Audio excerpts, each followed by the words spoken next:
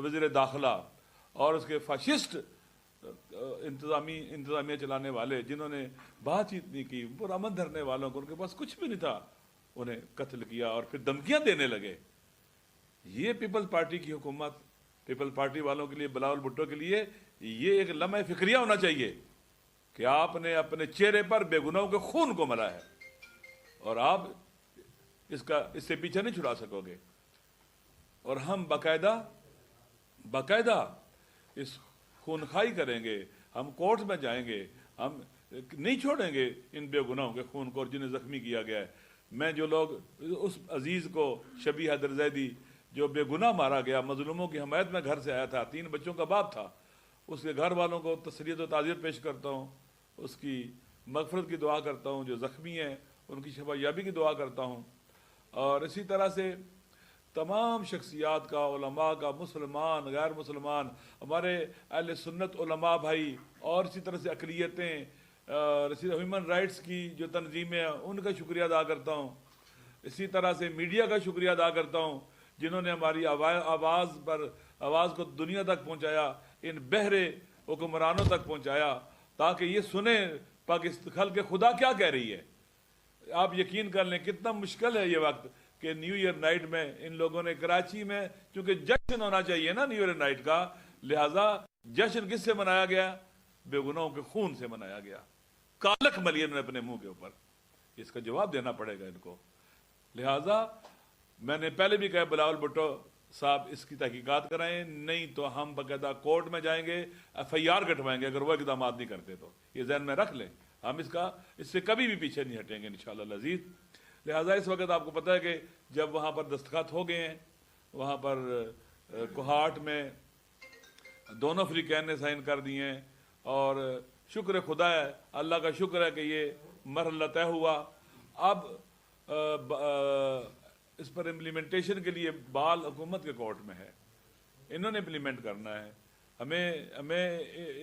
मेरा मुतालबा है कि अब सुस्ती ना की जाए और इस पर फौरी इम्प्लीमेंटेशन शुरू हो ताकि पाकिस्तान की दुनिया में बदनामी हो रही है इससे बचें।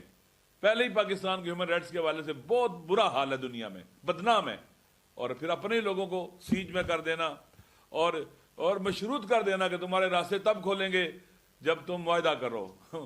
बेशक तुम्हारे बच्चे मरते हैं मरे, मासूम बच्चे मरते हैं मरे, जो अजाब तुम पर आता है आए, जो तकलीफ आती है तुम पर आए।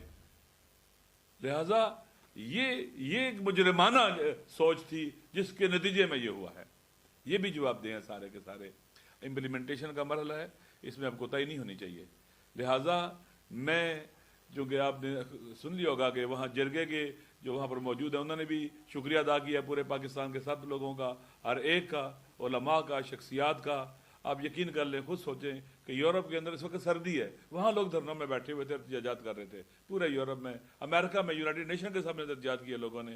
लिहाजा मैं सबका शुक्रिया अदा करता हूँ और पाकिस्तान में अपने तमाम दोस्तों से, अपनी माँओं, बहनों और बेटियों से और भाइयों से, बुज़ुर्गों से, उलमा से, शख्सियात से, जो भी इस वक्त धरनों में बैठे हुए हैं, मैं आपसे रिक्वेस्ट करता हूँ कि जैसा कि वहाँ के जिरगे वालों ने भी आप सबका शुक्रिया अदा किया है और धरना ख़त्म करने का कहा है, मैं धरनों के इख्तिताम का ऐलान करता हूँ।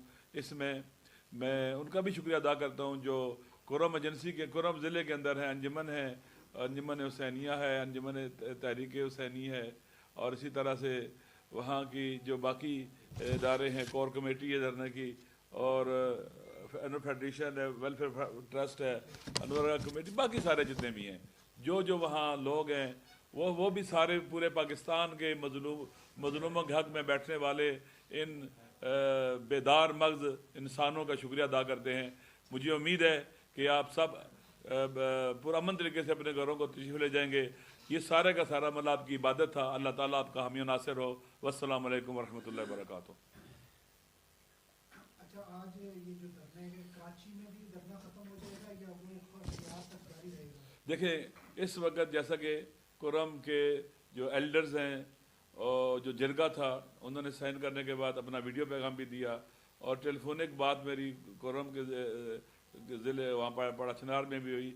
सब ने यही कहा है कि पूरे पाकिस्तान के अंदर अब धरने ख़त्म कर दिए जाएँ, इसलिए कि انہوں نے اعلان کیا ہے کہ تقریباً سیچرڈے کو ایک بڑی کارروائی کی شکل میں غذائی اجناس جائیں گی، 70-80 گاڑیاں ہوں گی.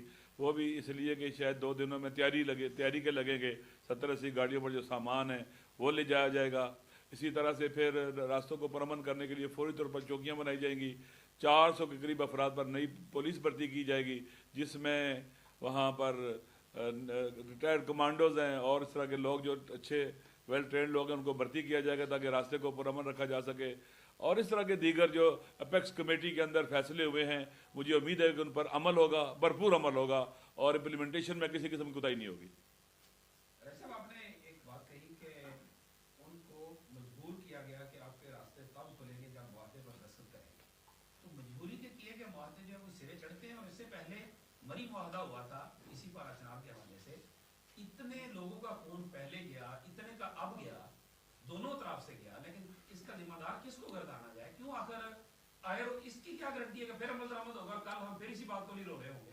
آپ کی بات درست ہے. پہلی بات یہ آپ جانتے ہیں کہ یہ راستے بند کرنا، سیج کرنا، غذائی اجناس کی قلت پیدا کر دینا، لوگوں کے بچے مرنے شروع ہو جائیں، یہ وار کرائم میں سے ہے، یہ مجرمانہ اقدام ہے.